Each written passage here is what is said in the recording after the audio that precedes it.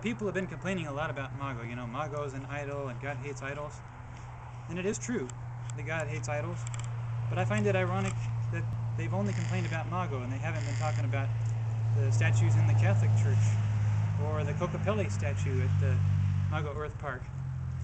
God hates all forms of idolatry, including statues that are used for worship, because God says in Exodus 20, "You shall not make for yourself a graven image or any likeness of anything that's in heaven above, or that's in the earth beneath, or that's in the water under the earth.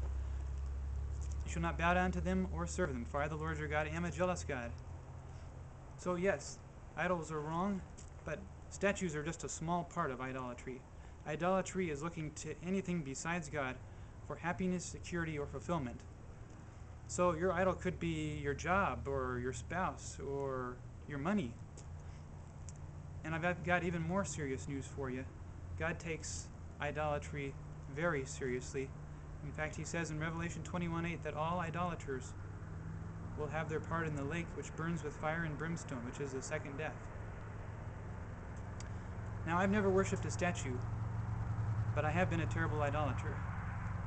That's why I am so thankful that God provided a way for me to be forgiven of my sins, so I don't have to experience his wrath for the ways that I've worshipped things besides him. God sent his son Jesus, came to earth, lived a perfect life, died on the cross, taking the wrath of God that I deserve for my sin. So by trusting in him and turning away from my sinfulness, God can grant me everlasting life. God poured out his wrath on Jesus so that I could receive Jesus' righteousness. And the Verde Valley is a beautiful place to live, but you don't have to come here to find God. You don't have to come look for a vortex. You can have a vortex right in your heart. You can create a God magnet right in your heart.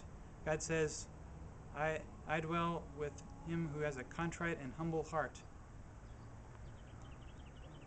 God is not limited by space. God's only limited by the stubbornness of our hearts. So if you come to God in humility and brokenness before him, confessing your sins, turning from your sins, trusting in Jesus alone to be your righteousness before him, God will forgive your sins and grant you everlasting life. And that's really good news. Thanks for listening.